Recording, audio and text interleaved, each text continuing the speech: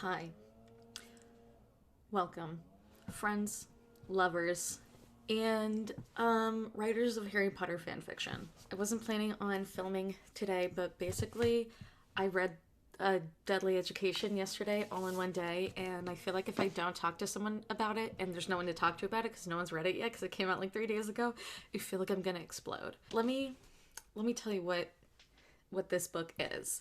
So Naomi Novik, who is someone who came up in the Harry Potter fanfiction universe. I recently read Spinning Silver, which she wrote, which is like Jewish and also fantasy, like high fantasy. Super good, highly recommend. My boss also read that book and was like, "Oh, do you know that she has a book coming out at the end of the month or whatever?" And this is in September. And I know, because I'm a good citizen, that pre-ordering books helps boost like the numbers that they like track to like say whether or not your book's a bestseller. So I was like, I'll just do Naomi a solid. I'll probably be curious to read it anyway. I think I just ruined my life.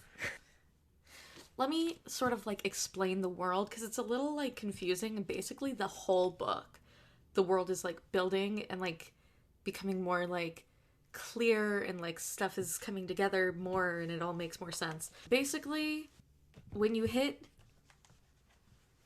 puberty in this wizarding universe, there's these like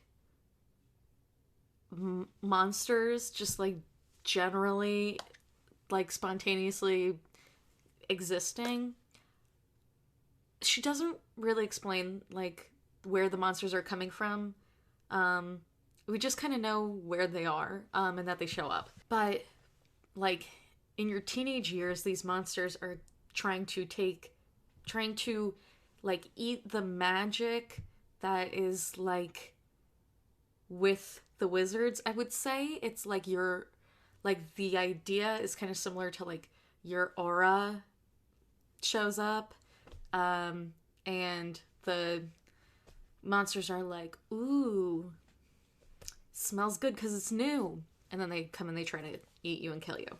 The reason this is like a thing slash a problem is because it's only a problem when you're like young, going through puberty. Basically, by the time you are done with it, like you aren't bugged by the monsters anymore.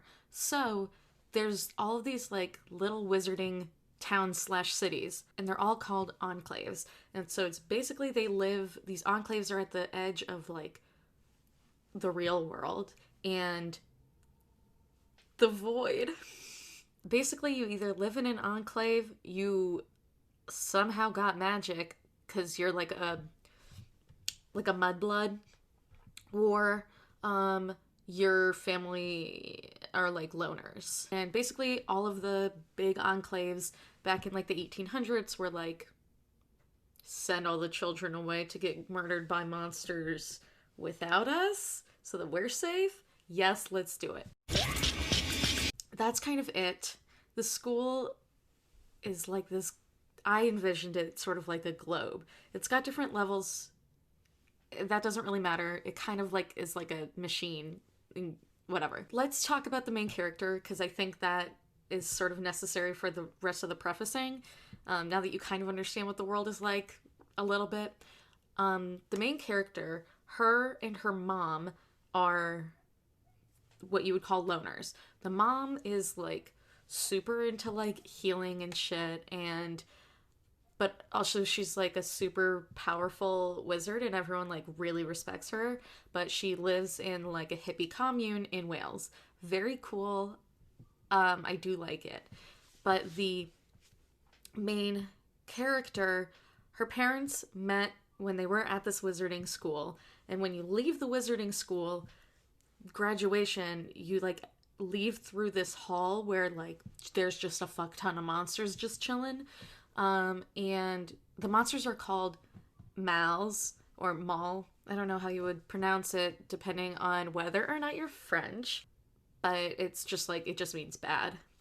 Thanks, Latin. Obviously, like you have to face the monsters and like you're trying to fight them and blah, blah, blah. And her dad ended up having to fight this really bad, very, very dangerous and scary monster. because it was going to attack her mom, and he was like, "You're pregnant, goodbye," and he died. And so they live in a commune, and the mom is like, "I don't trust enclaves," but then she tracks down his parents when the main character is like 5. They go to the enclave in Dubai, or it's like near Dubai, something like that, and the grandma meets the girl and is like, "You're gonna bring about death and destruction." And no one likes her. She goes to the school. Everyone hates her. They say that when she's around, it's like that feeling that you get like when it's a sunny day and then all of a sudden it's like it's gonna rain. I would actually think that a better metaphor would be tornadoes, but also I understand British people not knowing about tornadoes. You've got half the tea.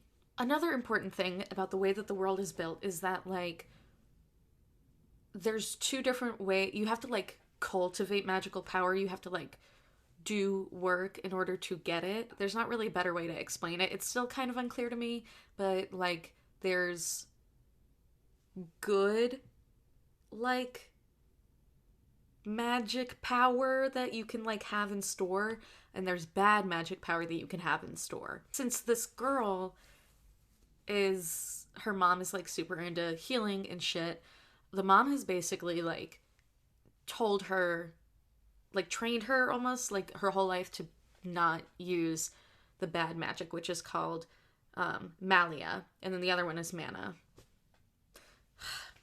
The Jews really did it first. Maybe a little bit, just a little bit in time for Sukkot that, yeah.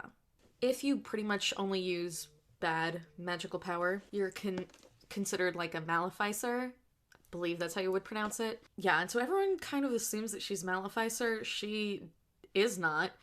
She has a very strong affinity for, like, detecting people who are maleficers, and also, like, really powerful murderous spells come to her very, very naturally. And that's a really interesting thing. I'm, like, fascinated by that. Also very painful and hurtful to me that this is, like, the beginning of a series. I think might be just a trilogy, but it's the beginning of a series of books. There's also this guy who is from the New York Enclave who is, like, his affinity, because everyone kind of has an affinity, his affinity is for, like, battle magic. So he basically, like, saves students all day long from these monsters, and it ends up kind of being a problem because it, like, throws the school out of whack, and all of the monsters are, like, more hungry because they haven't gotten to kill anyone, blah blah blah. The book starts off with the main character, Elle, basically being like, "I gotta kill this guy because he is annoying and everyone likes him too much."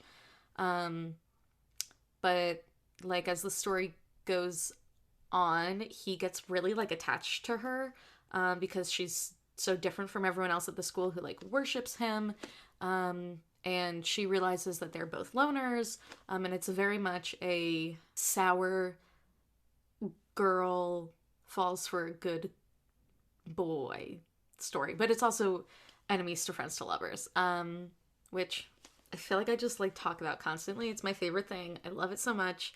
I can't get enough of it.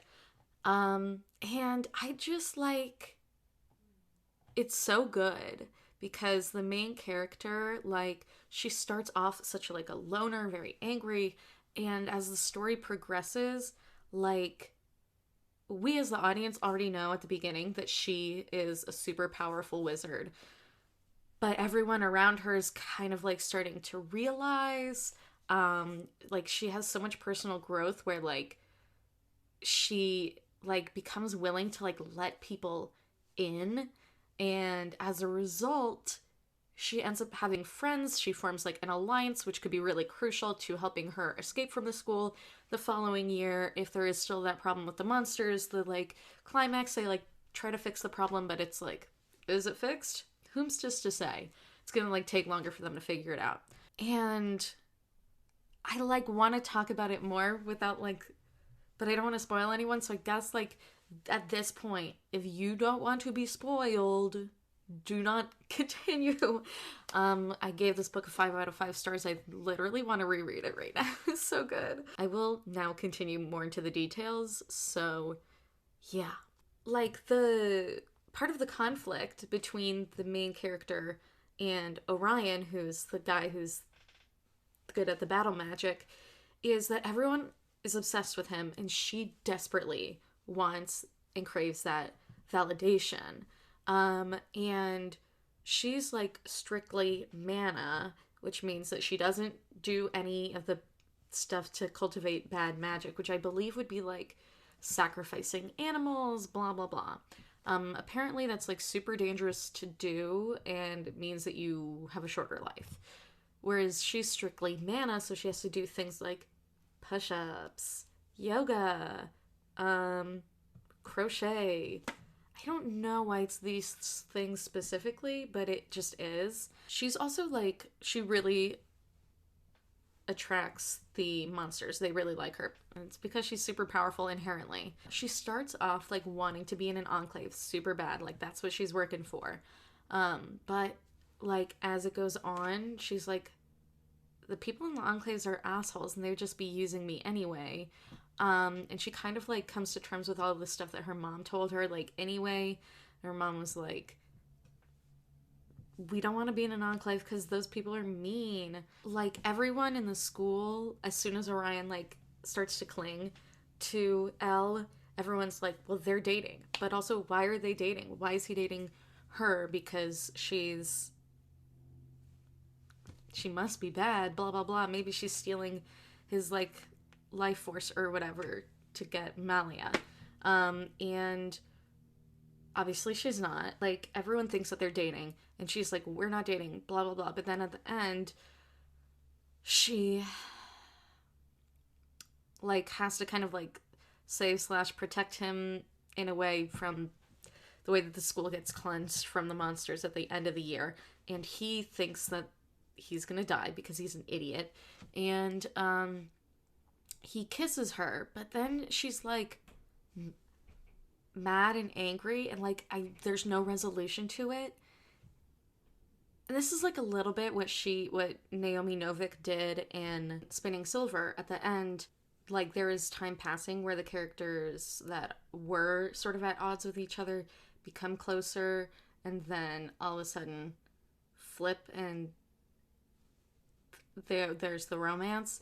It's just like I want more of it, and I think part of the problem that I'm having is that I came off of reading Red, White, and Royal Blue where the whole thing was like the satisfying romance, and this doesn't have that. And then at the end the mom sends her a letter, which is like something that's never happened before. But I think because there's like a moment where she's like has like a dream and she's like, my mom's here, what the fuck. I think the mom like did magic to be like, let's connect, whatever. She is like, I'm glad you're doing well, also stay away from Orion. So here's my theory. Okay, my theory that he is going to become a Maleficer, I'm pretty sure. I think the mom also sees prophecies. We'll see. But I also think that the death and destruction that Elle is supposed to bring, I think that has to do with her killing the monsters and people are just misinterpreting it. I want to hope for the best. I really do. And I can never really predict what Naomi Novik is going to do in her books, but that's kind of like what I'm leaning towards. And I think I might go back and reread the last little bit because I feel like so unsatisfied with their romance. And I'm impatient and want the second book now. I'm ready. Please send it, Naomi. It's really fucking good, basically, is like what I'm trying to like stretch out. Like I literally couldn't pull myself away from it yesterday. And I read the whole thing. Which shows how much I had to do yesterday, which was nothing. Weekend vibes. Also, I hope you enjoy Remy. He's been sleeping there the whole time. That's really it about the book. It's so good. You gotta read it. If you read it, contact me because I need to talk about it. It's not like there's that much to say. I just like feel like I'm on the edge of my seat and I haven't gotten like the satisfaction that I want. Her denouements are usually short. And like the conclusion's very fast. And I want more of that resolution. That's it. Thank you so much for watching. Let me know if you read the book. Like, comment, subscribe, do whatever you want to do. And I'll see you next time. Mamma mia, here I go again.